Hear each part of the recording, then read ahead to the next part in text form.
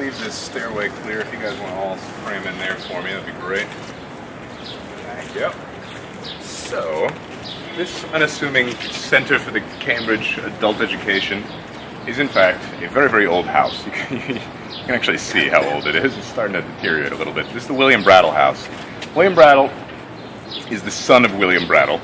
Go figure, in those days. All the Brattles are important people. General William Brattle was a particularly important guy, especially around the time of the Revolution. He's about 70 years old when the Revolution hits. It's actually 70 when he dies in 1778, I believe. So he's 67 in that case. He's very important in that he has the keys to the Powder House in Somerville.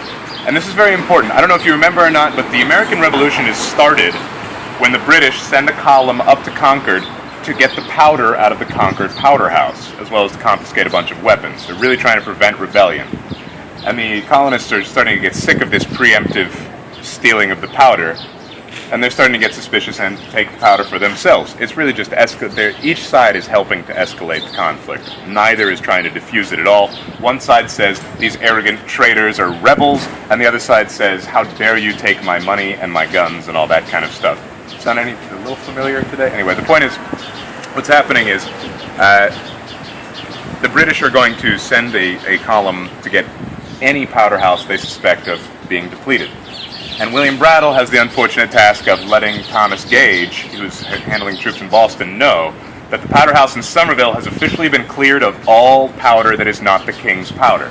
In other words, you can store your own powder in the powder house, and that's what most people do, so there's not a bunch of black powder lying around the backyard when a hot day comes around and the sun goes through a magnifying glass and your house explodes. That doesn't happen very often because most people store their powder in the powder house. Well, they've all taken the powder out, and the only powder that remains is the stuff that's there for the military purposes. William Brattle writes a letter to tell Thomas Gage this. Thomas Gage, the next day, on August 31st, will send a column up to Somerville. They sneak the powder all out of it, and they shoot it back into Boston.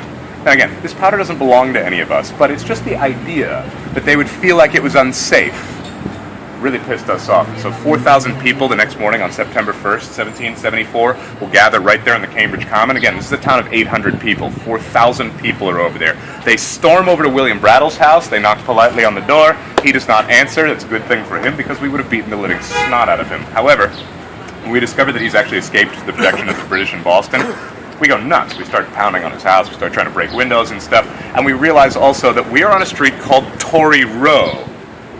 In other words, this is the first of 7 mansions owned by plantation owners, slave owners, rich British loyalists, is what I'm really trying to say here.